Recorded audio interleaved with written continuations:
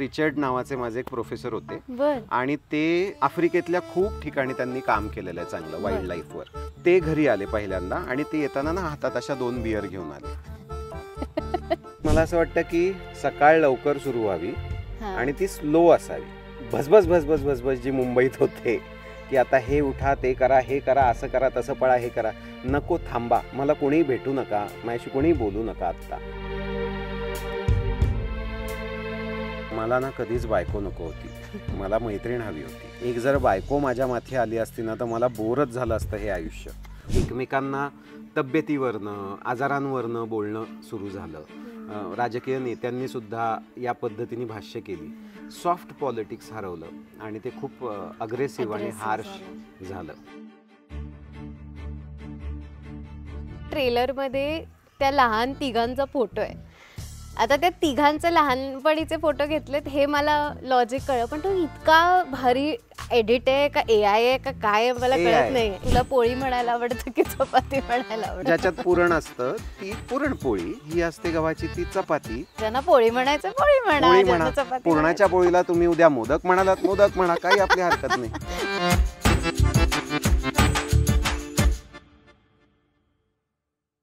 काय निवांत आहे हे. खूप निवांत आहे. अख्खे सिनेमाच्या शूटचे 40 दिवस आम्ही इथे काढले आणि इथे आपल्या मागे जो टेंट आहे तिथेच मी आणि क्षिती 40 दिवस राहत आहे. म्हणजे मला तर इथे आल्यानंतर असं एकतर पहिलं आय डोंट नो, आता तर पावसाळ्याचे दिवसही नाही आहेत, पण पहिला मातीचा वास आला. म्हणजे पावसाळ्यातल्या तो जो गंध असतो तोच आला. तर त्या म्हणजे तुला असे लक्षात आहेत का कुठले वास? म्हणजे फार जुने, एकतर कवरांचा वास खूपच माहितीतला आहे आपला की कवर किंवा पुस्तक नवीन विकत घेतलं की आपण असं करून बघतो. किंवा मला तर पूर्वी ह्याचा वास आवडायचा, पेंटचा. पेंटचा मला आठवणीत आहेत. कंपास बॉक्सचा एक पिक्युलियर एक वास असतो ते उघडल्यावर, त्या लोखंडाचा. राईट. त्याच्यानंतर पेन्सिलीचा एक वास असायचा, म्हणजे आपली खडूची आणि ही पेन्सिल जी असायची ती.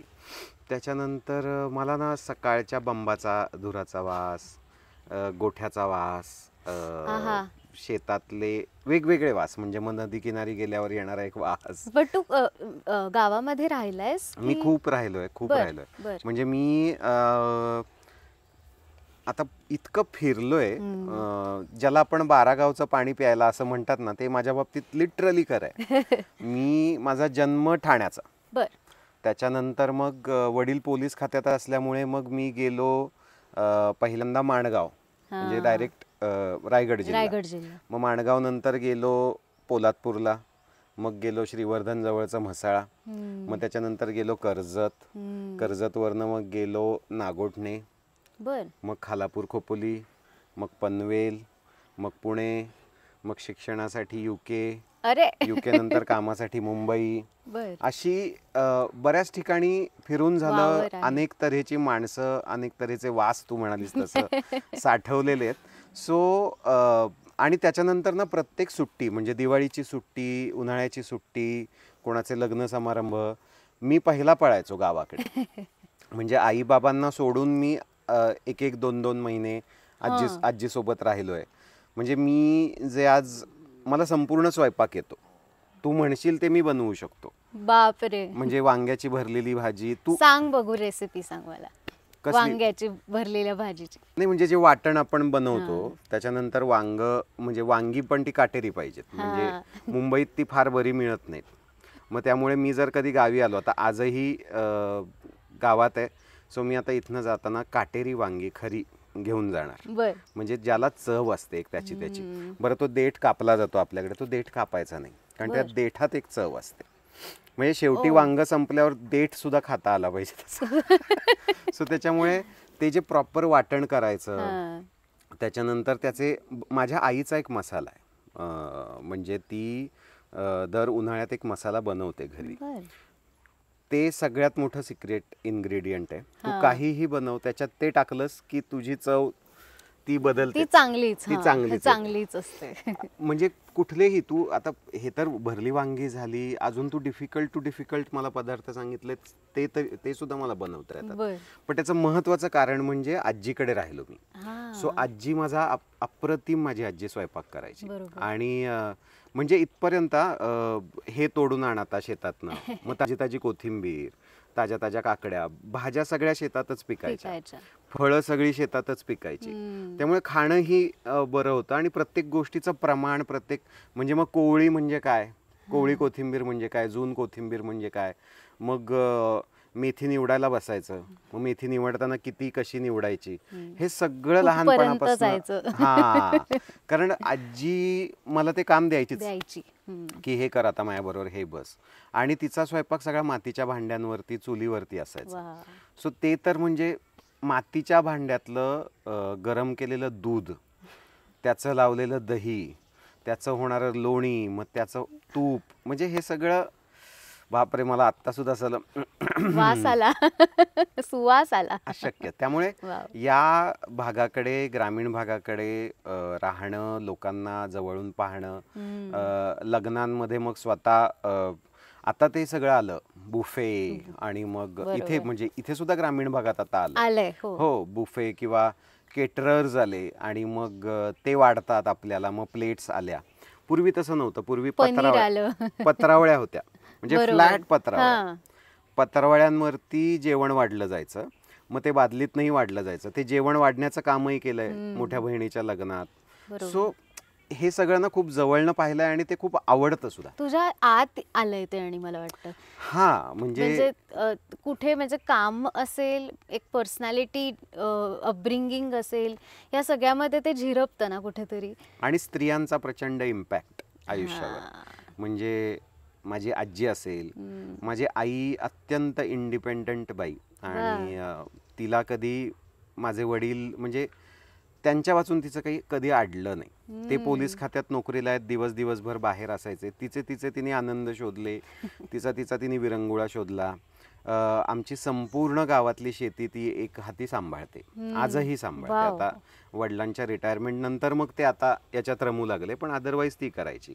माझी लहान बहीण सुद्धा अत्यंत इंडिपेंडंट, आणि आपण म्हणतो ना लवकर समज येते तशा पद्धतीची ती आज एका मोठ्या IT कंपनीत, बक्कळ पगार असलेल्या IT कंपनीत काम करते. पण तरी सुद्धा तिला सुद्धा गावाकडे प्रचंड ओढ आहे. आणि त्याच्यानंतर अर्थात शेती, म्हणजे स्ट्रॉंग बायका या आयुष्यात वेगवेगळ्या टप्प्यावर मोठा इम्पॅक्ट पाडतात. म्हणजे आणि असं नाहीये की ते आत्ता आल्यात, आजीपासून. म्हणजे मला हीच गोष्ट किती इंटरेस्टिंग वाटली की तुला आजीनी पहिलं स्वयंपाक करायला शिकवणं. कारण त्यांच्या पिढीमध्ये बऱ्यापैकी असं होतं की अरे मुलांना जास्त प्रायोरिटी, पार्शालिटी व्हायला हवी, मुलीला ठीक आहे, म्हणजे कुठेही हे झालं नाही. हे किती छान आहे. काय समाव मला माहित नाही. म्हणजे क्षिती हे मला बऱ्याचदा म्हणते की आपण गावी आलो की मला जास्त लिबरल वाटतात लोक. ओ वा. म्हणजे पुण्या मुंबईत नाही आहेत. पुण्या मुंबईत फार वेगळ्या नजरेने तुला जज करतील, काय कपडे घातलेत काय नाही. इथे नाहीये तसं. म्हणजे आता डोक्यावर पदरच घ्या, मग हे काय मंगळसूत्र नाही का गळ्यात, मग हे नाही का, असं काही नाहीये. त्यांचं म्हणणं आहे बाई तुझं जगण्याचं तुझं ठरलंय ना, तू मला सांगू नको कसं जगायचं, मी तुला सांगत नाही कसं जगायचं. असंच कदाचित वर्षानुवर्ष चालत आलंय. आता ते काय आहे, दर पिढी काळ बदलत गेला, रेफरन्सेस बदलत गेले, त्यांनाही एक्सपोजर आता आलंय वेगवेगळ्या पद्धतीने. सो मला अनेकदा असं वाटतं की आजीनी सुद्धा माझ्या तेव्हा कदाचित असं ठरवलं नसेल हा मुलगा आहे, मग एक पुरुषी त्याच्यावर संस्कार करावेत. तिच्या मते तिने एक असा पुरुष बनवला जो स्वतः सेल्फ इंडिपेंडेंट असेल.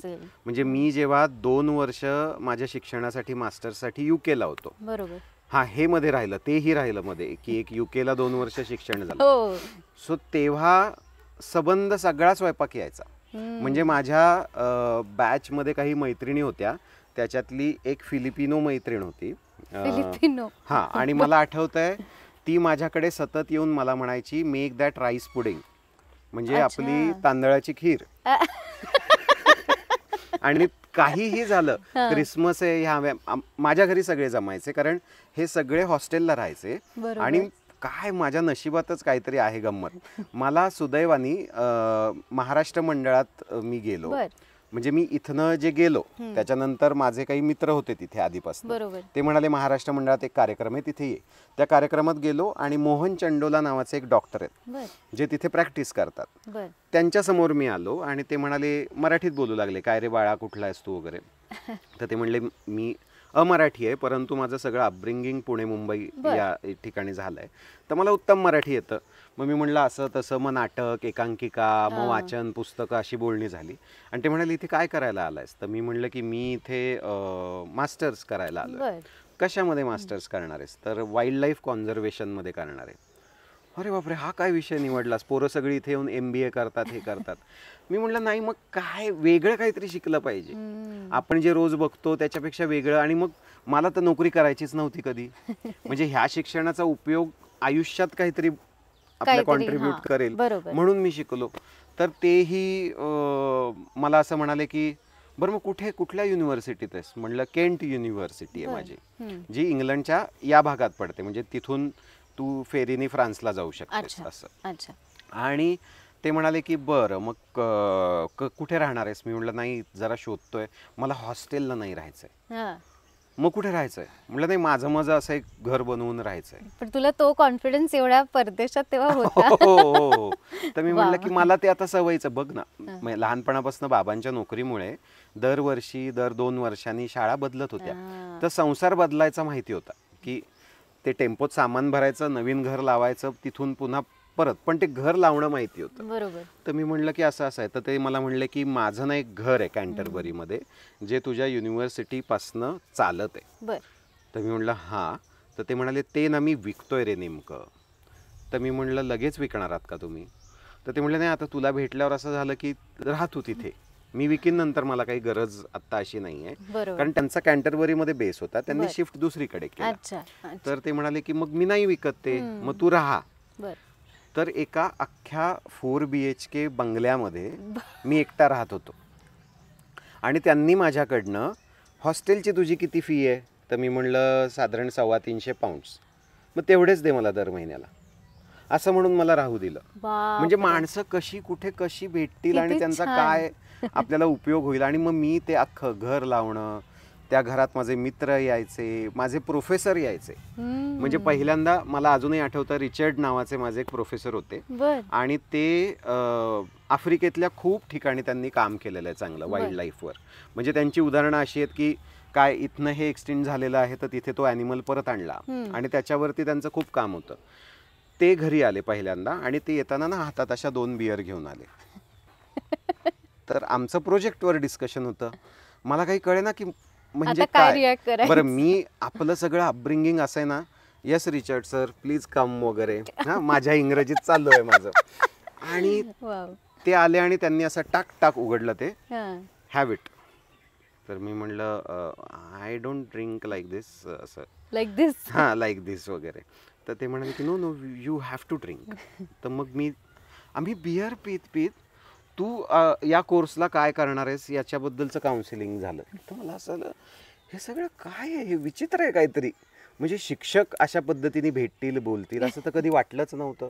एक ॲलिझन रोझर म्हणून माझी HOD होती, ती सुद्धा अशीच.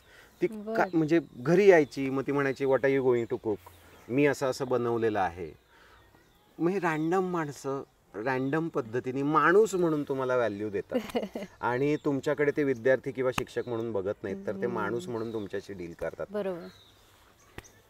आय एम थँकफुल की मला आय थिंक तू त्या अशा पॉझिटिव्ह वाइब्स सोडत असाव्यास म्हणून ते असं तुझ्याकडे अट्रॅक्ट. मे बी दरवेळेला तसंच होतं.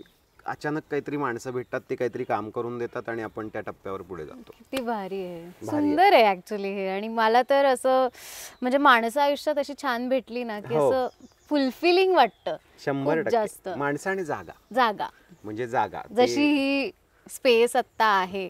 म्हणजे या स्पेसवरती आल्यावर पहिला मला प्रश्न असा पडला की यार रिटायरमेंट नंतर ना, म्हणजे आपलं जे एक असतं ना असं ऐन वयात जेव्हा एक्झॅक्ट खूप कामं करायचे तेव्हा आपल्याला रिटायरमेंट प्लॅन्स वगैरे सुचत असतात, तसं माझं तसं की यार इथे. म्हणून मला असं वाटतं की तुला पण विचारावं की तुझा रिटायरमेंट प्लॅन काय असेल? खरं तर इथून बरोबर 20 मिनिटावरती माझं घर आणि शेत आहे. आणि तिथे आता काय झालंय, ऊस तोडणी चालू आहे आपल्या शेतात.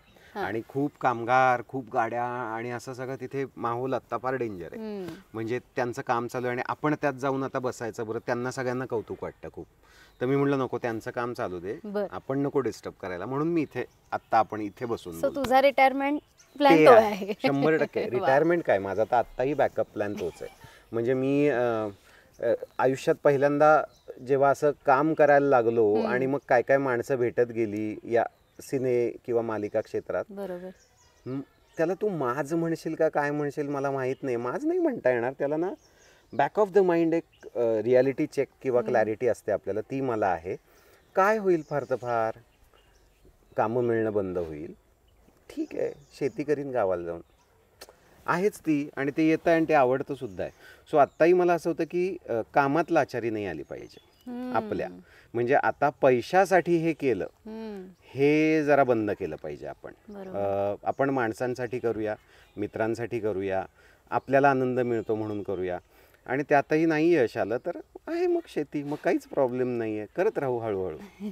सो त्याच्यामुळे रिटायरमेंट प्लॅन तर ठरलेलाच आहे. म्हणजे तो अजून 10 वर्षांनी मी इथेच असेल, म्हणजे मी इथेच राहत असेल, कामानिमित्त फक्त मुंबई पुणे ट्रॅव्हल करीन, अदरवाईज माझं ठरलंय की मी इथेच असेल. मला तेही प्रश्न मगाशी पडला होता की तू जसं म्हणालास की सतत संसार बदलण्याची सवय, तर कुठेतरी स्टेबिलिटी माणसाला हवी असते. म्हणजे असं वाटतं की आता बास, आता मला इथेच राहायचंय, आता मला इथेच जरा निवांत वेळ हवाय. सो तुझ्या बाबतीत रुटीन काय आहे तुझं? म्हणजे तुझं ड्रीम रुटीन मला जाणून घ्यायचं. रुटीन तर तुझं खूप हेक्टिक असू शकतात का सध्या? नाही, मला असं वाटतं की सकाळ लवकर सुरू व्हावी आणि ती स्लो असावी. भसभस भसभस भसभस जी मुंबईत होते की आता हे उठा, ते करा, हे करा, असं करा, तसं पळा, हे करा, नको, थांबा, मला कोणीही भेटू नका, माझ्याशी कोणीही बोलू नका आत्ता. एक तर मला ना फार फार असं आवडतं की मी माझा एकटा आहे. भले शेती घरात असेल तरीसुद्धा शेतीला माझा एका पॉईंट नंतर वैताग येतो की हा माणूस आत्ता माझ्या समोरच्या टेबला म्हणजे खुर्चीत बसलाय टेबलावरती पण बोलत नाही आहे माझ्याशी. मी टाईम हा मला सर्वाधिक प्रिय आहे, सर्वाधिक, या जगातला सर्वाधिक प्रिय. मी एकटा या रिसॉर्टवर आहे, एकटा या टेंटमध्ये आलोय, याच्यासारखं मला आनंद देणारं काहीच नाही. सो सकाळ सकाळ मला भसभस करू नका, मी शांतपणे बसीन, मी काहीतरी माझ्या आवडीचं बघीन, वाचीन, त्याच्यानंतर स्वयंपाकाला लागीन, मला जे हवंय ते मी बनवीन, ते जेवीन, मग काही असेल ते. त्याच्यानंतर थोडंसं काहीतरी कामाशी रिलेटेड करीन, काहीतरी लिहित बसीन किंवा काहीतरी बनवायचा प्रयत्न करीन. मग संध्याकाळ झाली की पुन्हा एकदा माझा चहा पिईन, मग बाजारात जाईन. आता गावाकडे तसं बाजारात जाण्याची वेळ येणार नाही, पण तरीसुद्धा शेतात जाईन. माझ्या 2 काळ्या पिशव्या घेऊन येईन, ज्याच्यामध्ये मग मासे असतील, चिकन असेल, मटण असेल, आणि एक वेगळी पिशवी पण असेल ज्याच्यामध्ये खडखड खडखड असा आवाज येईल. आणि मग या सगळ्या पिशव्या घेऊन घरी येईन. क्षितीला सांगीन की आता एक माशाचं कालवण बनव, हे बनव, जेवायचं, गप्पा मारायच्या आणि झोपायचं, काही करायचं नाही. पण ह्या सगळ्यात ती काळी पिशवी फार महत्वाची, ती असली पाहिजे. त्यासाठी तर चाललंय काम. Life is beautiful. So I am very much काय म्हणतात फॅसिनेटेड, कारण एकतर दारू आणि दुसरं मटण, या गोष्टीवर एवढ्या ओपनली बोलायला लोक हल्ली घाबरतात. आय डोंट नो अबाउट पूर्वी. व्यसन हे कुठलंही वाईट, म्हणजे मला विचारशील तर कुठल्याही व्यसनाचं ग्लोरिफिकेशन हे करू नये. पण तुमच्या आवडीसाठी, तुमच्या आनंदासाठी जर काही घडत असेल तर ते ठीक आहे, आणि प्रमाणात मे बी. हा, प्रमाणात, करेक्ट. म्हणजे जोवर तुमच्या घरच्यांना तुम्ही काय करता हे माहिती आहे, तोवर मी तर कोणालाच आन्सरेबल नाही. म्हणजे माझ्या आईवडिलांना मी काय करतो हे जर माहिती आहे तर मग मी आता जगापासून काय लपवायचं आणि जगाला काय. I am not answerable to this world. I am only answerable to myself. I am only answerable to my parents. That's it. एक असं मी कुठेतरी वाचलं होतं की तुम्ही चहाचा अतिरेक केला तर तोही वाईट आहे, आणि तुम्ही दारू प्रमाणात पेली तर तीही औषधी. हो, म्हणजे आता परत तेच ग्लोरिफाय करायला नको, पण तरी सुद्धा 14 कप चहा का 2 पेग विस्की, तर मग सगळंच प्रमाणात झालं तर सगळाच आनंद आहे. तू चहा किती पितोस? चहा खूप आवडतो मला. म्हणजे मी चहा 14 कप. 14 नाही होत, पण सकाळी उठल्यावर एक 2-3 कप तरी चहा लागतो. 2-3 कप तो लागतो. म्हणजे थोडा थोडा वेळाने असा की एकत्रच घटा घटा घटा घटा नाही, थोड्या थोड्या वेळाने. म्हणजे मी म्हणलं ना, मी स्लो माणूस आहे सकाळी. हा. म्हणजे तू आल्यापासून बघतेस, आता तुमचंही सगळा सेटअप लागेपर्यंत मी इथे एकदा येऊन चहा प्यायलो, तुला हात केला तरी चहा पित होतो. तर मला असा थोडा वेळ द्या, मग मी जागा होईन आणि मग आपण कामाला लागू. सो त्याच्यामुळे तो जो सकाळचा 3 कप चहा आहे तो होतो. संध्याकाळी एखाद कप चालतो. आणि शूट वगैरे करत असेल ना, तर मग तो थोडा चहा किंवा कॉफी जास्त होतं. काय होतं, एन्झायटीमध्ये आपण काहीतरी विरंगुळा शोधत असतो. तर त्या एन्झायटीमध्ये मग चहा पिऊन बरं वाटतं, काहीतरी खाऊन बरं वाटतं. सो त्याच्यामुळे तो विरंगुळा आपला चालू असतो सेटवरती. ते सेटवरती 12-14 कप तर आरामात होतं. लहानपणी पण तू एवढा चहा प्यायचास की तेव्हा रिस्ट्रिक्शन्स होते? नाही, लहानपणापासूनच चहा पितो. म्हणजे आई बाबांनी असं चहावर कधी रेस्ट्रिक्शन दिलं नाही. म्हणजे माझ्या आवडीचा ब्रेकफास्ट व चहा चपाती. वाव. म्हणजे हा एक वेगळा विषय. मी चहा अशा प्लेटमध्ये घेऊन त्याच्यात कुस्करून सुद्धा खाल्लेलं आहे. चहा आणि चपाती. चहा नुसती चपाती रोल केली, चहा बरोबर खाल्ली, मी निघालो कामाला. परत तेच, हे आजीकडून आलं की तिने मला असं, तिला चहा आवडायचा. सो त्याच्यामुळे ती चहा बनवायची, तो असा भरपूर चहा बनवायची. म्हणजे ती तिच्या कामात सुद्धा असं चहा पित राहायची. सो त्याच्यामुळे चहासारखं तर जगात आमचे 3 AM टॉक्स असतात ना रूममेट्सचे, तर त्याच्यामध्ये आम्ही ठरवलंय की आम्ही असा एक कॅफे काढणार आहोत ज्याचं नाव असेल चापो. चहापोळीचाच कॅफे असेल तो, आणि तिथे फक्त चहापोळी मिळेल. करेक्ट. बरं, पोळी आणि चपाती ह्याच्यामध्ये काय तुझं, म्हणजे तुला पोळी म्हणायला आवडतं की चपाती म्हणायला आवडतं? नाही, मला लहानपणापासून आजी आई चपातीच म्हणत आले. पोळी मला पुरणाचीच माहिती आहे. म्हणजे ती ज्याच्यात पुरण असतं ती पुरणपोळी, आणि ही असते गव्हाची ती चपाती. आता काही लोक त्याला पोळी म्हणतात. पण पुन्हा हे व्यक्ती स्वातंत्र्य आहे की ज्यांना पोळी म्हणायचं पोळी म्हणा. पुरणाच्या पोळीला तुम्ही उद्या मोदक म्हणालात मोदक म्हणा, काही आपली हरकत नाही. बरं, ह्याच्यावरनं पण मी वाद काढू शकते, उकडीचे मोदक की तळलेले मोदक. बरं, त्याच्या वेगळ्या संघटना आहेत. नाही, तळणीचाच मोदक हे, आणि मग तो गुळाचा का साखरेचा याच्यावरनं वेगळ्या संघटना, कणकेचा की तांदळाचा. Oh my God. पुन्हा मग त्यांचा विषय असतो की तुम्ही ग्लोरिफाय करून ठेवलाय तांदळाला, गव्हाला ग्लोरिफिकेशनच नाहीये, पण तो चांगला लागतो. परत तेच आहे, ज्याच्या त्याच्या आवडीनिवडी, ज्याची त्याची. नाही, पण मला हे सांगायचंय की हे कल्चर आपलं महाराष्ट्राचं किती गोड आहे, आणि किती, आणि आपण उगीच भांडत बसतो. आपण हे इतकं हसतं खेळतं व्हायला हवं, ते आपण नेमकं.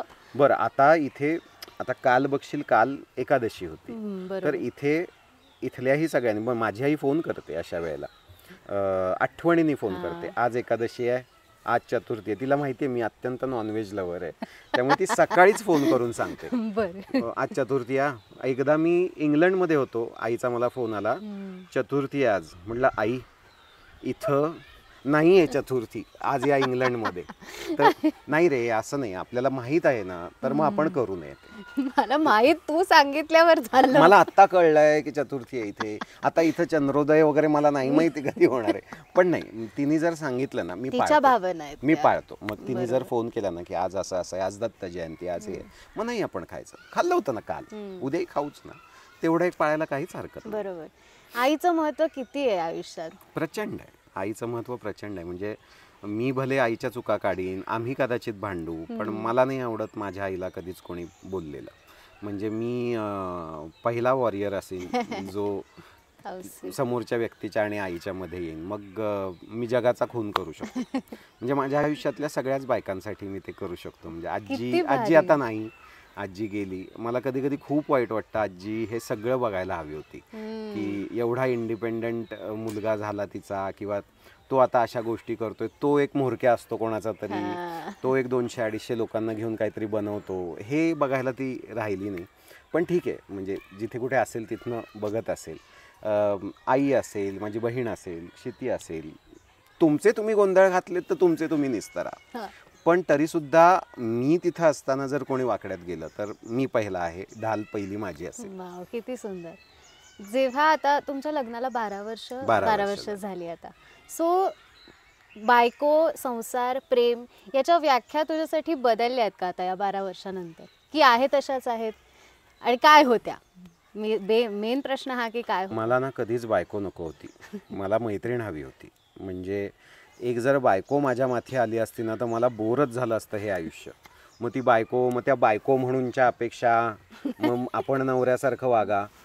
मैत्रीण हेच पहिल्यापासून अपेक्षित होतं. आणि आज लग्नाला 12 वर्ष झाली तर आमची मैत्री अजून घट्ट झाली आहे, अजून जास्त एकमेकांकडून अपेक्षा नसलेली मैत्री झाली आहे. सो ही अजूनच ग्रो होतीये. म्हणजे मला तर असं वाटतं की आमचा रोमॅन्स हा लग्नानंतरच सुरू झाला, त्याच्या आधी नव्हताच की काय. आणि आता तो दिवसेंदिवस वाढतोय. म्हणजे त्या मैत्रीमध्ये काहीही लपवाछपवी नाही आहे. आम्ही सर्व गोष्टी, सर्व, आणि हे लोकांना खोटं वाटतं, पण सर्व गोष्टी एकमेकांना सांगतो. मग कुठलीही असेल, आम्हाला येऊन तिसरा व्यक्ती नाही सांगू शकत की तुला माहिती आहे हेमंतने असं असं केलं किंवा असं असं बोलला.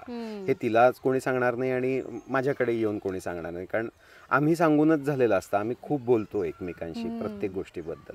सो त्यामुळे ही मैत्री महत्त्वाची आहे असं मला वाटतं. आणि तिच्यासाठी सुद्धा मी असा मित्रच असीन असं मला वाटतंय. सो त्याच्यामुळे नवरा बायको बंधनं, मग हे मला नमस्कार, मला ओवाळ, मला हे, याच्यात कधी आम्ही रमत नाही. वाढदिवसाला औक्षण करायची वेळ आली तर ती करते, दिवाळीला पाडव्याला ओवाळायचं आहे ती ओवाळते. माझ्यापेक्षा जास्त ती हे सगळं पाळते. गुढीपाडवा किंवा सण साजरे करायचे, कारण तिला ते खूप आवडतं मनापासून. म्हणजे आजही मी बाहेर असेन तर क्षिती देवाला दिवा लावते म्हणजे लावते. मग दिवा लावणार, ते धूप लावणार, घरात एक प्रार्थना म्हणणार.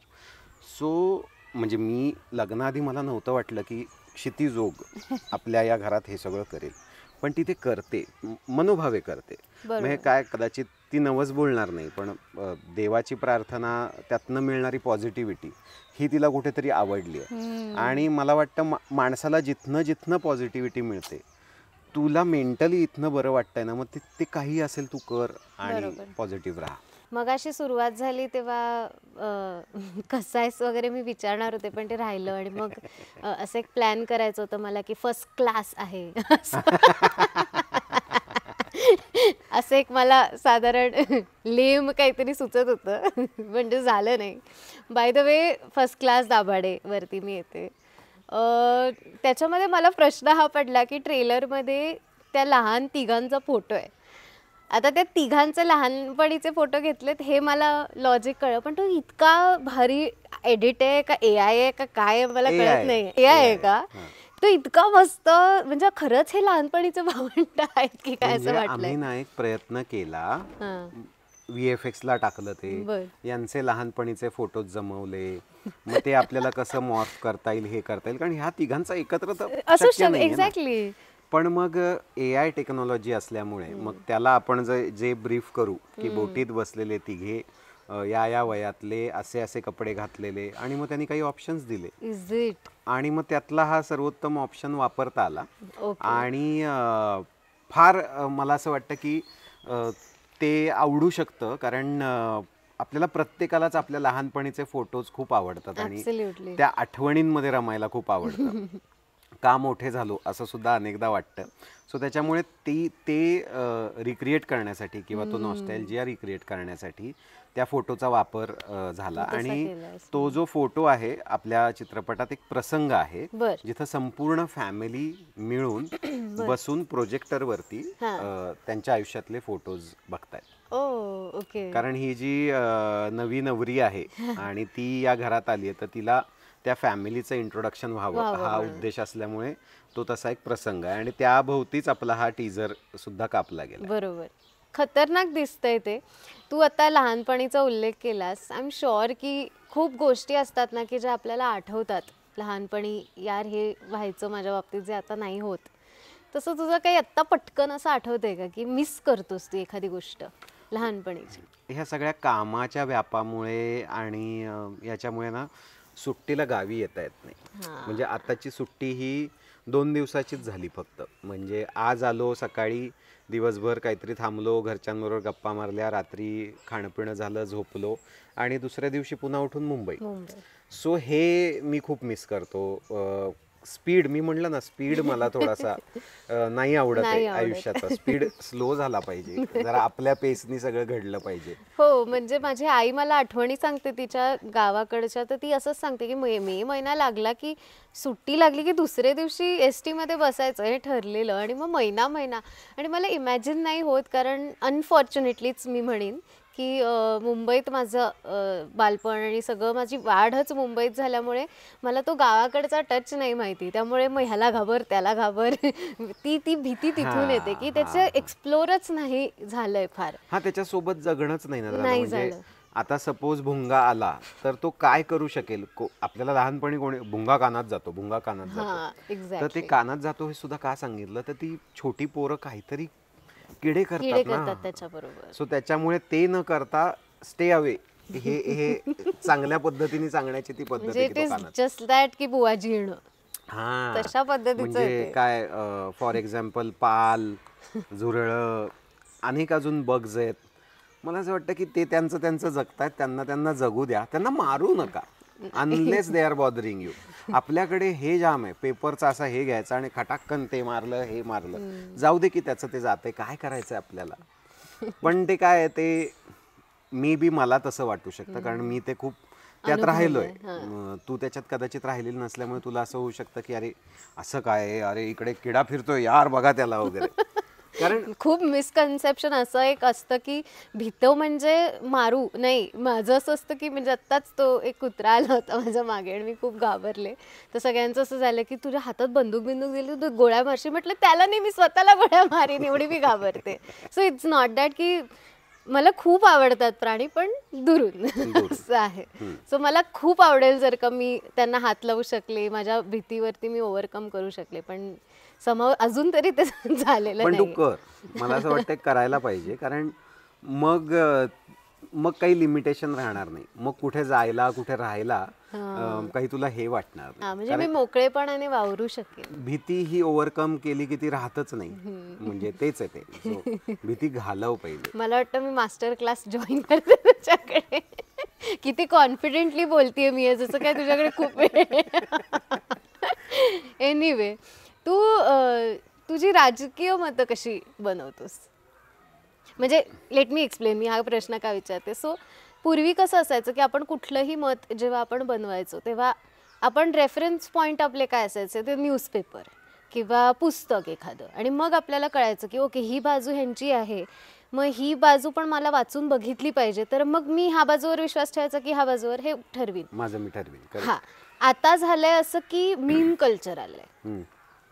टाइम स्पॅन 1 मिनिटाचा झालाय, त्यामुळे लोकांना तेवढंच दिसतं आणि तेवढंच पुरेसं वाटतं. तर आणि दुसरं म्हणजे अग्रेसिव्ह झालं ना सगळं. त्यातला सॉफ्टनेसच गेला. म्हणजे तुझ्या माझ्या मतांचा आदर ठेवून अशी 2 मतं एका खोलीत बसू शकतात, हेच हरवलं. आता मी तुझ्यावर मत लादायचं किंवा तू माझ्यावर, मग माझंच कसं बरोबर आहे? तर बरोबर तर नसतंच, 2 बाजू असतात, प्रत्येक गोष्टीला 2 बाजू असतात. कुठली बाजू बरोबर कुठली चूक हे आपण ठरवूच शकत नाही. आपलं त्याविषयीचा सॉफ्ट कॉर्नर असू शकतो किंवा नाही, मला ही बाजू बरोबर वाटते बाबा, पण म्हणून ती बरोबरच आहे असंही नसतं. बरोबर. आता राजकीय मतं तू म्हणशील ना, तर मला असं वाटतं की ज्या व्यक्तींनी माझ्यासाठी कामं केली किंवा माझ्या आजूबाजूच्या लोकांसाठी कामं केली, त्यांच्याबद्दल माझा सॉफ्ट कॉर्नर असणार. तू आत्ता आपण जिथं बसलोय, माझं गाव जे आहे पिंपरखेड, हे पूर्वीच्या शिरूर लोकसभा मतदारसंघात यायचं, आणि म्हणजे बारामती, सॉरी, आता तो शिरूर झाला. आणि शरद पवार हे तिथले खासदार असायचे. शरद पवार साहेबांनी या भागासाठी प्रचंड काम केलं, पाणी आणलं. लोकसंख्या वाढली तसं मग अडचणी अजून वाढायला लागल्या, प्रॉब्लेम्स अजून वाढायला लागले. तो एक वेगळा मुद्दा आहे, तो चर्चेचा वेगळा मुद्दा आहे. पण मग त्यांनी पाणी आणलं, इथले शेतकरी सधन झाले, इथल्या शेतकऱ्यांना वेगवेगळी पिकं घेता आली, कारखाने आले, MIDC आल्या, लोकांच्या हातांना कामं मिळाली. सो माझा भाग तर समृद्ध झाला. सो माझा भाग ज्या व्यक्तीने समृद्ध केला त्याच्याविषयी माझी मतं चांगलीच असणार. त्यांनी तसं केलं नसतं तर कदाचित वाईट मतं झाली असती. पण मला हेही पटतं की आपण नवीन लोकांना सुद्धा संधी दिली पाहिजे. म्हणजे एकच कारभारी असता कामा नये. कारभारी बदलला, दृष्टिकोन बदलतो, काहीतरी त्या माणसाला जे करायचं होतं त्याच्या वेगळं कोणीतरी दुसरं येऊन करू शकतं. वेगवेगळ्या म्हणजे मला असं वाटतं की सरकार बदलत राहिली पाहिजेत. बरोबर. सरकार बदलत राहिली तर वेगवेगळ्या पॉलिसीज येतील. कारण मला असं वाटतं की राजकीय नेत्यांनी राजकारणापेक्षा पॉलिसी मेकिंगकडे जास्त लक्ष द्यावं. वेगवेगळ्या पॉलिसीज बनवाव्यात ज्यांनी हा समाज किंवा आपलं राज्य, आपला देश जास्त समृद्ध होईल. सो मी माझी मतं जी आहे ती कोणावर लादत नाही. मला असं समोरच्याच्या मताचाही आदर करावा असं वाटतो. पण मी पुन्हा एकदा तिकडे येईन, सॉफ्ट पॉलिटिक्स हरवलं आणि ते खूप अग्रेसिव्ह आणि हार्श झालं. एकमेकांना तब्येतीवरनं, आजारांवरनं बोलणं सुरू झालं. राजकीय नेत्यांनी सुद्धा या पद्धतीने भाष्य केली.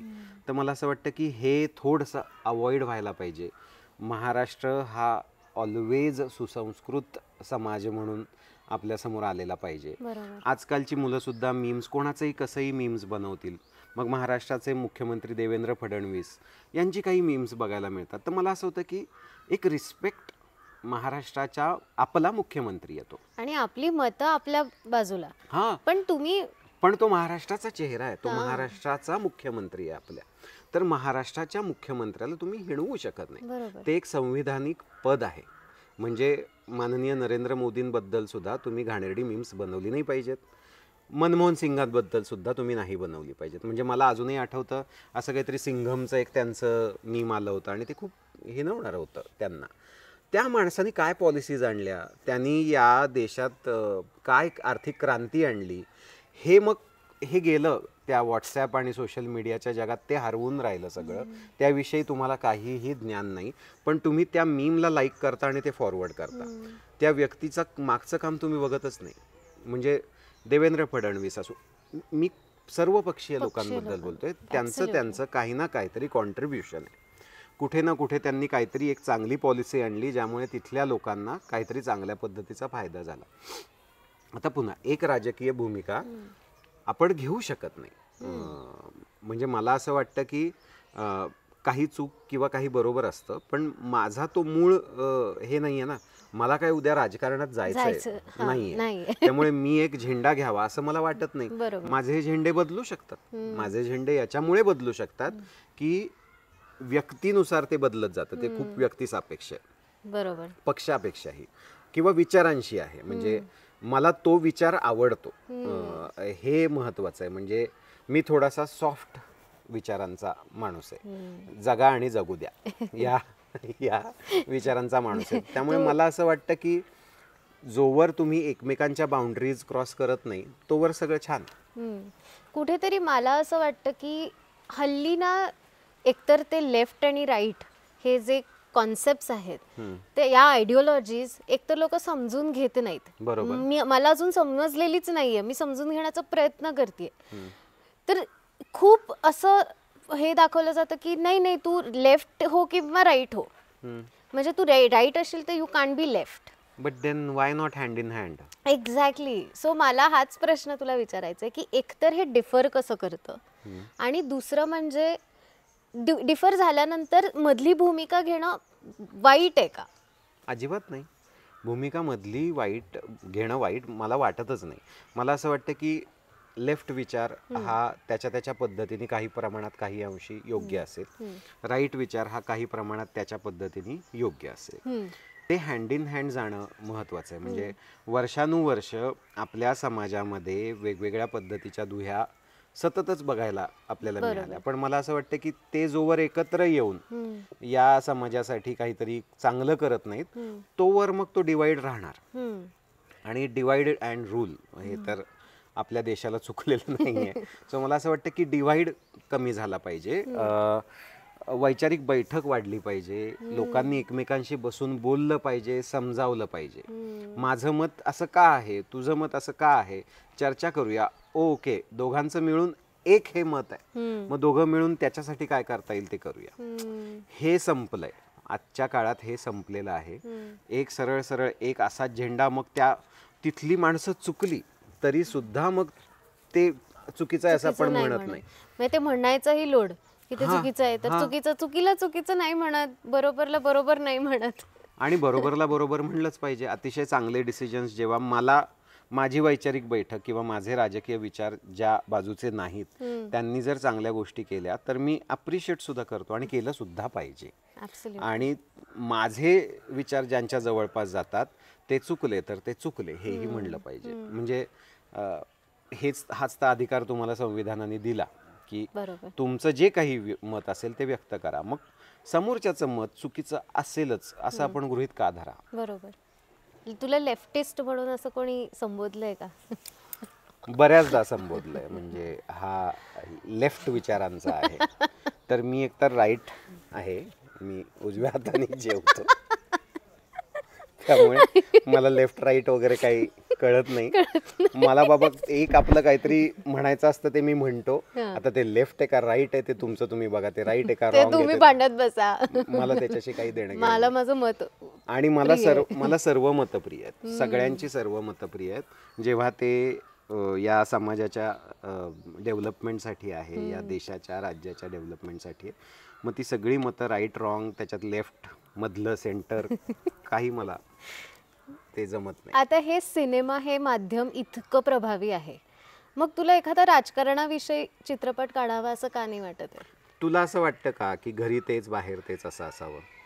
म्हणजे तू आता सपोज घरी जे जेवतेस तेच हॉटेलमध्ये जाऊन जेवतेस का? नाही जेवत, तू काहीतरी वेगळं मागवतेस. बरं, आईच्या हातचं तुला आवडतं का? प्रचंड आवडतं, पण तरी सुद्धा बाहेर जाऊन वेगळं का खातो आपण? घरी तेच बाहेर तेच हे नको. पॉलिटिक्स हा विषय माझ्या खूप इंटरेस्टचा आहे, मी त्याच्यात खूप इंटरेस्ट घेतो, माझं त्याच्यात खूप वाचन आहे, आजूबाजूचं खूप बघत असतो, माणसांबद्दलही वाचत असतो. पण मला असं होतं की जे आजूबाजूला रोजच चालू आहे ते कुठे पुन्हा पडद्यावर सांगा, म्हणजे मला बोर होईल. म्हणजे माझ्या जागा ठरल्यात ना एखादी गोष्ट वेचण्याच्या. म्हणजे मी राजकारण हे मे बी न्यूज चॅनल आणि वृत्तपत्रामधनं वेचील, तर मग मनोरंजनात सुद्धा ते आलं तर मग मनोरंजनाच्या जागी राहू दे. मनोरंजनातनं प्रबोधन होत असेल तर त्याला काही आपली कोणाचीच हरकत नाही, पण मनोरंजन हे मनोरंजन म्हणूनच राहिलं पाहिजे. बरोबर. म्हणजे त्याच्यामध्ये उगीचच काहीतरी घुसवायचं म्हणून घुसवलं किंवा आता बरेचदा असं होतं की इंटरप्रिटेशन्स पुन्हा बदलतात, लोकांची वेगवेगळी असतात, मग ते परत म्हणजे जो माणूस हलकं फुलकं असावं असं तुझं म्हणणं. तू मला सांग, लोकलचा प्रवास करतो मुंबईत, त्याला लोकलच्या प्रवासावरती चाललेला एक गंभीर सिनेमा बघायला अजिबात इंटरेस्ट नसणार. त्याला हे बघायला आवडेल की फ्लाईटमध्ये लोक कसे प्रवास करतात.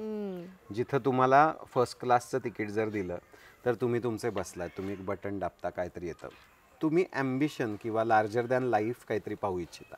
बरोबर. मी आपला रोज ते धरून चाललेलो आहे, घाम, तो वैताग, यातनं मीही गेलेलो आहे एक काळ. तर मला असं होतं की मला तेच नाही बघायचं, मग माझं आयुष्य सुखकर आहे, अजून चांगलं आहे, हे मला बघायला जास्त आवडेल. बरोबर. त्यामुळे सिनेमातही थोडंसं छान. पण कुठेतरी असाही एक अप्रोच असतो ना की आता लार्जर दॅन लाईफ असावं, पण बऱ्यापैकी रिलेटेबल पण लोक करायचा ते प्रयत्न, म्हणजे थोड्याशा रिजनल स्टोरीज जास्त पुढे येताना दिसतात किंवा, तर त्या पण छान वाटतात म्हणजे बघायला. आणि जसं आता फर्स्ट क्लास दाभाडे मी तेच करतोय. मी झिम्मा सुद्धा ही काय म्हणतो आपल्या आजूबाजूच्या बायकांच्या जगण्याशीच रिलेटेड. म्हणजे मला असं वाटतं की आपण पात्रांमध्ये, माणसांमध्ये जास्त इन्व्हेस्ट करतो. बरोबर. रादर दॅन कथा काय वेगळी मांडणार तुम्ही. म्हणजे मला तर कधी कधी गंमतच वाटते, लोक असं म्हणतात ना, जेव्हा एका अतिशय वेगळ्या धाटणीचा चित्रपट मी घेऊन आलोय, अरे बाबा सगळ्यांनी सगळ्या धाटण्या करून झालेल्या आहेत, तू काही वेगळी धाटणी बिटणी करू शकणार नाहीस. आहेत तरी काय किती प्लॉट्स, तेच आहे सगळं. आपल्या प्रत्येक क्रिएटिव्ह आयडिया ही कधी ना कधी येऊन गेली. आपण कधी कधी काहीतरी आयडिया काढतो आणि मग कुठेतरी ते बघतो आणि असं होतं झालं हे करून. सो त्याच्यामुळे त्याच्यात काय नाविन्य आणणार. मला असं वाटतं की मांडणीमध्ये आणू शकतो. मला स्वतःला इंटरेस्ट माणसांमध्ये आहे, पात्रांमध्ये. म्हणजे पात्रांच्या जर्नीजमध्ये मला खूप इंटरेस्ट आहे की एक पात्र चित्रपट सुरू होतो तेव्हा कुठे होतं आणि मग चित्रपटात ते कुठपर्यंत गेलं. बरोबर. माझ्या चित्रपटात मग ते मला खूप अवॉइड करावं असं वाटतं की लोक आले, गुंड आले, मग त्यांनी किडनॅप केलं, मग पळून नेलं, मग मारामारी झाली, डिशूम धूम धूम वगैरे. तर मला असं होतं की एकदा मी ते करूनही पाहिलंय ये रे रे पैसा 2 मध्ये, आणि करून पाहिल्यानंतर कळलं की आपण हे कधीच करायचं नाही. सो त्याच्यामुळे त्या वाटेला पुन्हा जाईन असं मला वाटत नाही. म्हणजे मला अनेकदा हेही लोक विचारतात की मग असं मर्डर मिस्ट्री मग सस्पेन्स थ्रिलर. तर मी म्हटलं मला ना ते बघायला आवडतं, मला ते येईल असं वाटत नाही, कारण तो झोन माझ्या मेंदूतच नसल्यामुळे एखाद्या गुन्ह्याची उकल वगैरे.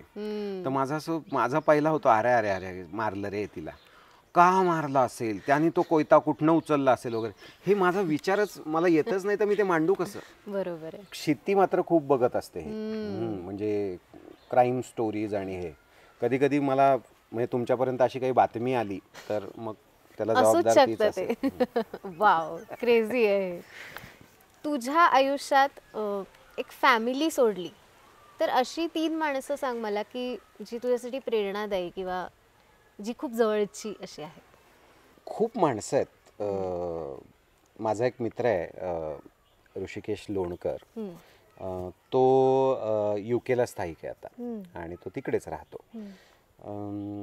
तर तो आणि मी कॉलेजला एकत्र होतो आणि आम्हाला माहिती आहे आम्ही त्यावेळी काय जगलो आहोत. म्हणजे ते असतं बघ, ह्याचं काही होणार नाही, तुझं तर काहीच होणार नाही वगैरे, हा झोन जो असतो त्या काळात आपलं काहीतरी बरं होईल हा विचार.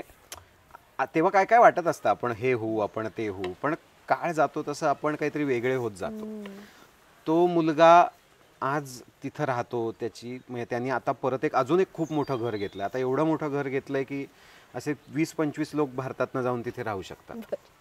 तर मला ते खूप इन्स्पायरिंग वाटलं की एक माणूस इथं राहणारा, त्याच्या पद्धतीने जगणारा, त्याच्या बाउंड्रीज तोडून तिथं गेला, तिथं जाऊन त्यांनी त्याचं जग तयार केलं आणि तो त्याच्या पद्धतीने तिथं जगतोय, आपल्या कुटुंबाची काळजी घेतोय. हे खूप इन्स्पायरिंग आहे. मला ती व्यक्ती प्रचंड इन्स्पायरिंग वाटते. मला सिद्धार्थ चांदेकर प्रचंड इन्स्पायरिंग वाटतो. माझा खूप जवळचा, खूप जुना मित्र आहे आणि मी त्याला पाहिलंय तो कुठून आला आणि तो कुठं करत करत काय चाललाय आणि काय करतोय तो. म्हणजे अशा बॅकग्राऊंडमधला मुलगा की त्याला सणाच्या वेळेला काय जेवायचं, म्हणजे सणासुदीला चांगले कपडे मिळतील का वगैरे असे प्रश्न, असं बालपण, इतकं विचित्र बालपण घालवलेला मुलगा. तो मुलगा आज त्याला हवं तिथे फिरतोय. म्हणजे आत्ताही परत मला म्हणाला काहीतरी नॉर्दर्न लाईट्स वगैरे बघायला चाललोय फेब-मार्चमध्ये. किती कमाल आहे. म्हणजे आयुष्य आपण आपल्या पद्धतीने आपल्या आवडीनुसार बनवू शकतो. मेहनत तर घ्यायचीच आहे, मेहनत कोणाला चुकली नाही, पण ती मेहनत घेऊन तो त्याच्या पद्धतीनं जे आत्ता जगतोय ते इतकं कमाल आहे. मला खूप इन्स्पायर करतं. म्हणजे आता काही मुलाखतींमध्ये तो असंही म्हणतो की माझा मुंबईतला बाप हेमंत ढोमे. तर ते बाप का म्हणतो तो, तर ते जे मला असं वाटतं जे बालपण असतं त्या बालपणाचे काही ट्रॉमा असतील तर आपल्याला ते जगायचं राहिलेलं असतं. म्हणजे ते बालपण आपल्याला पुन्हा हक्कानी एखाद्या माणसाकडे अनुभवावंसं वाटतं. आता ते बालपण तो माझ्याकडे ते अनुभवतो. म्हणजे त्याचे हट्ट असतात अनेक, मग असं नाही तसं करायचं, मग इथे जाऊया, मग मी त्याला घेऊन जातो. मग तो म्हणतो असं नाही, आज हेच जेवायचं रे, ते नको रे. मग मी बऱ्याचदा कटकट होते मला कधी कधी त्याची, की आत्ता नकोय हे, आत्ता मला शांत नाही, मग आत्ता आपण जायचं हाजी अलीला जायचं आणि मग तिथे अरे बरं चल बाबा. पण त्याचं जगायचं कदाचित राहिलंय आणि तो आत्ता ते शोधतोय. आणि मग त्याला जर असं वाटत असेल की त्याच्या बालपणीचा व्हॅक्यूम हा या बाबामध्ये आत्ता मिळतोय तर मग मी दिला पाहिजे तो. किती भारी. आणि तिसरी व्यक्ती क्षिती, जी कायमच इन्स्पायर करत आली. पुन्हा तेच म्हणजे वयाच्या खूप लवकर तिने कामाला सुरुवात केली कारण घरात पैसे आणले पाहिजे. सो ती आता ज्या पद्धतीनं, म्हणजे जिम्मा पहिला करताना मी जेव्हा तिला गोष्ट ऐकवली तेव्हा ती मला असं म्हणाली की कोण करणार तुझी ही गोष्ट आणि जाऊन कोणाला काय ऐकवणार तू. काही बायका निघाल्यात आणि त्यांच्या आयुष्याची जर्नी, तर मला तर बोरच होतं हे ऐकायला कथा म्हणून. म्हणजे काय तू काय निर्मात्यांना सांगणार, त्याच्यात काही कॅची किंवा असं हे आहे ते आहे हे असे काही नाही आहे. तू साधी सरळ सोपी तुझी गोष्ट आहे, तो कोण रिप्रोड्यूस करणार तुझी ही गोष्ट.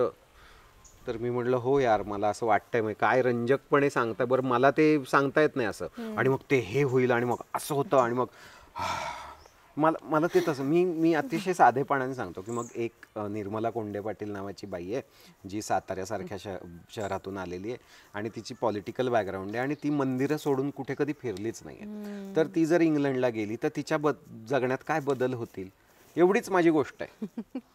निर्मला कोंडे पाटील साताऱ्याहून आलेली एक विनोदाची जाण असलेली असलं मला नरेटच करता येत नाही, त्यामुळे ते माझं बोरच होतं लोकांना नरेशन. पण तू असं केलं असतं ते जास्त फनी होईल. आपण करतात लोक असं, मी ऐकतो अनेकदा अशा गोष्टी ज्या इतक्या बोर असतात, पण मला कौतुक वाटतं की काय ह्यानी आता कन्व्हिक्शन, काय ह्यानी आता ह्याच्या निर्मात्याला ह्यानी काय सांगितलं असेल म्हणून हा आता पैसे लावतोय.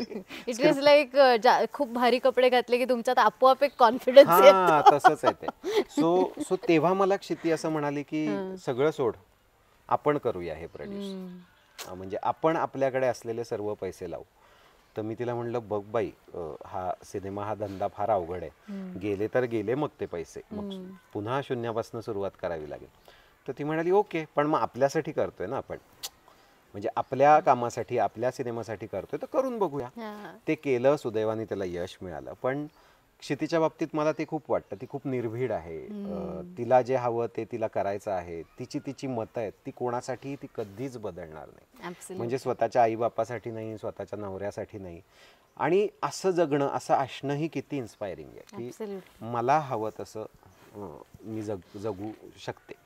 आणि अशी काही ही 3 बरीच आहेत, अजून बरीच माणसं आहेत जी इन्स्पायर करत राहतात वेगवेगळ्या टप्प्यावर, कुठेतरी भेटतात, कुठेतरी त्यांचं काहीतरी वाचण्यात येतं आणि मग प्रचंड इन्स्पायरिंग वाटतं. मी रिसर्च करताना नेहमी एक गोष्ट करते, म्हणजे मला फनी वाटतं म्हणून, की आता समजा मी तुझा रिसर्च करते तर मी हेमंत डोमे यांच्याविषयी माहिती असं टाकलं की त्याच्यामध्ये येतं की हेमंत डोमे यांचा जन्म पुणे शहरात, महाराष्ट्र, भारतात 1986 साली झाला आणि क्षिती जोग यांच्याशी त्यांनी लग्न केले आहे. आणि एवढ्यात 4 ओळीत ते असतं. आणि मला एवढं फनी वाटलं की क्षिती जोग यांच्याशी त्यांनी लग्न केले आहे, हे असं काय हवं. म्हणजे बघ ना, शेवटच्या प्रश्नाकडे येते की तुला आयुष्य तुझं सुंदर कसं करायचंय आणि आतापर्यंत ते कसं सुंदर झालंय?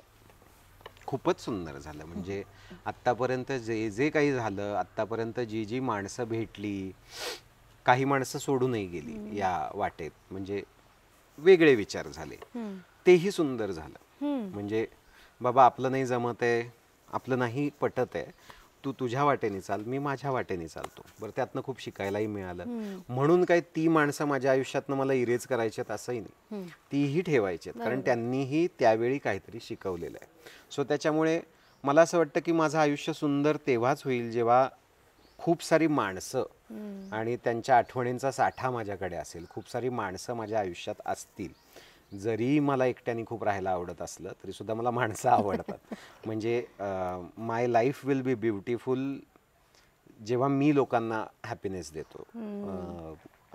म्हणजे माझ्या कामातनं समोरच्याला जर आनंद मिळाला, म्हणजे मला असं वाटतं की मी जर आत्ता घरातनं माझं बूड उचलून नाटक किंवा सिनेमा बघायला जायचं आहे, एक तिकीट काढायचं आहे, त्यासाठी काहीतरी कष्ट घ्यायचे आहेत, माझ्या आयुष्यातला वेळही खर्च करायचा आहे, तर मी आज जाऊन स्वतःला छान वाटवून घेतो त्या थिएटरमध्ये बसवून. मी आता उगाच विकतचं दुखणं घेत नाही. म्हणजे पैसे देऊन कोण दुखणं विकत घेईल? पुन्हा ते मग आता डोक्याला त्रास, अरे बापरे, आयुष्य किती वाईट आहे, किती समस्या आहेत या जगात. त्या आहेतच की त्या तुला मला सगळ्यांना माहिती आहेत आणि त्या कोणाला चुकलेल्या नाही.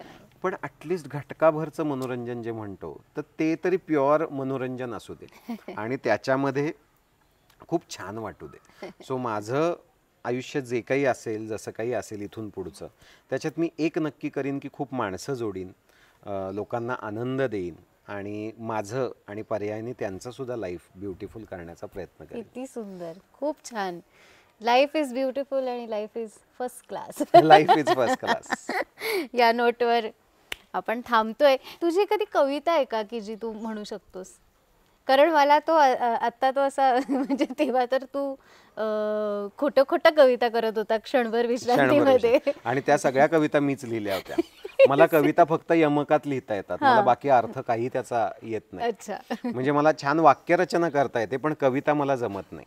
आणि म्हणजे मला ना ते थोडंसं एलियन आहे माझ्यासाठी. याला कविता येतात हा माणूसच भारी वाटतो मला, कारण ते खूप डेंजर काम आहे. आजकाल कोणीही करतं कविता, पण म्हणजे मग घाबरायलाही होतं की अरे बाप रे, आणि एकदम अंतरंगच उलगडू लागतात ते, कळलं? मग मनाचे अंतरंग, पक्षी उडाला माझ्या मनाचा, अरे काय चाललंय तुझं, थांब जरा, सोपं बोल काहीतरी.